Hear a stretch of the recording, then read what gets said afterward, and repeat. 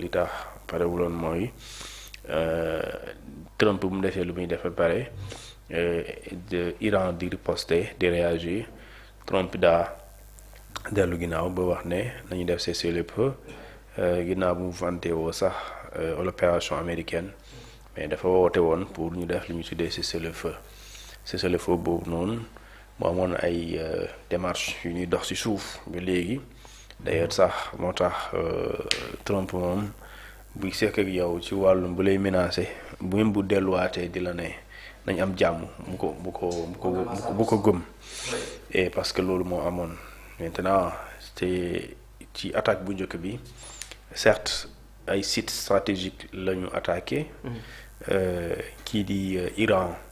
riposté à travers des attaques de bases militaires américaines yu nekk dans sous-région ci golfe bi alors États-Unis dellu ginnaaw mais dellu ginnaaw boobu xëy na c'était pour mieux se préparer parce que la preuve bu mu ñëwaatee dafa attaquer plus fort et il a atteint sa cible. Ouais. Et des fois pour dire que jamono ji en 2021 dañoo toll ci ère bu bees une ère nouvelle cette ère nouvelle c'est quoi au-delà des armes au-delà des missiles des armes de combat il y a ce qu'on appelle la guerre des renseignements. Waaw tey bu États-Unis amuloon un système de renseignement boo xamante ni des fois dafay jéggi dayoo pour nga comprendre ko. dañu mën a atteindre le guide suprême parce que pour nga atteindre ko il faut nga xam exactement fan la nekk. ak ban moment nga koy attaquer fekk mu ngi fa. Et depuis plusieurs jours ils ont localisé Khomeini. waaw c'est ça et c'est là où se trouve le danger c'est-à-dire que suñu bëggee am à chaque fois du ñu rater. et ñàkk raté bi mooy day fekk ñu xam moment bi yaa ngi fi dañuy xam aussi lieu tel yaa ngi fa nga xamante ni du lu ñuy tâtonner day nekk lu exact donc mu nekk loo xamante ni lu doy waar la léegi nag ñooñu sooy joteek ñoom da ngay pare da ngay waaj c'est-à-dire que il faut brouiller les pistes à chaque fois nga xamante ni moom booy xool Nicolas Maduro li ñu ko jàppee c'est un peu ça le système américain à travers seen service de renseignement ils ont utilisé seen tactique seen information yoo xamante ni dañuy dem ba xam ne exactement waa ji fi mu nekk nga xamante ni arme bi day wàcc foofu teg ko loxo yóbbu ko dem yoonam donc duñ naan dañuy dem xool est-ce que mu ngi fii bu fi nekkulee ñu dem feneen parce que dañuy dem préparer ba xam waa ji mu ngi fii après ñu soog a ñëw wàcc sur le terrain et nga bu ñëwee dañuy jàpp yóbbu mooy te ce fut avec Ben Laden par exemple lorsqu'il a été éliminé c'était la même chose même si c'était avec Barack Obama su ma jumulee et booy xool aussi avec ki nga xamante moom mooy Saddam Hussein c'était comme ça avec George Bush donc pour dire que ñoom seen xarañte si seen pexe yu bon yooyu ci loolu lañ nekk rawatina bu ñu àndee ak concours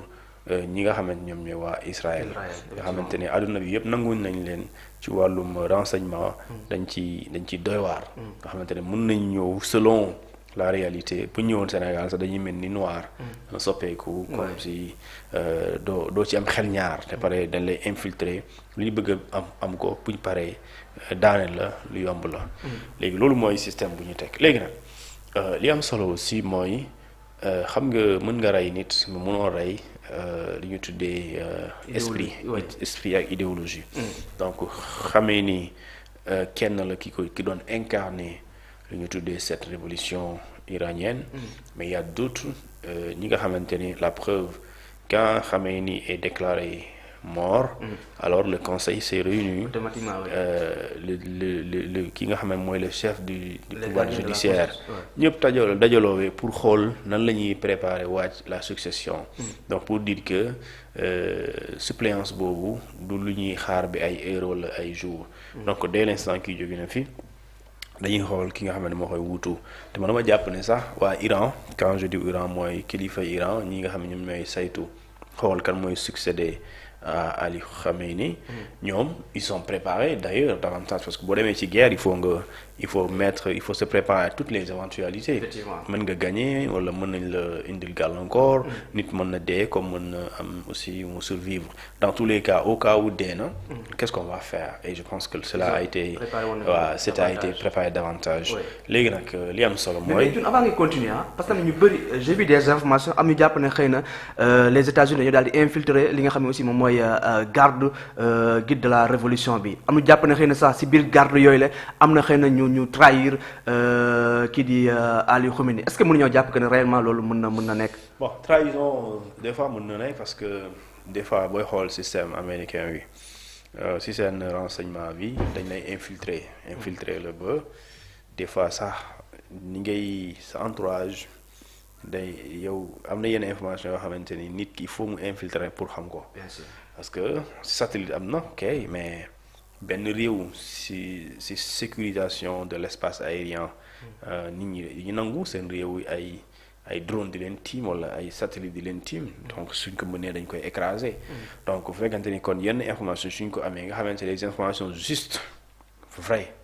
et précises nga xamante ni du ay 1+1 nga ne égale 5 dégg 1+1 égale 2 nga xamante ne c'est tac pour nga laal ko c'est 2 mètres donc c'est 2 mètres vitesse bi c'est une seconde c'est une seconde donc du ay lu ñuy tâtonner c'est de la science donc léegi nag yooyu soo koy def il faut des fois pour la plupart dafay am lu ñu tuddee ay ce qu'on appelle ay infiltration et infiltration et des fois c'est ñoo xamante ni ay gan lañ wala ñoo xamante ni sax si yow lañ bokk comment tu peux comprendre l'opération américaine bi am fële ci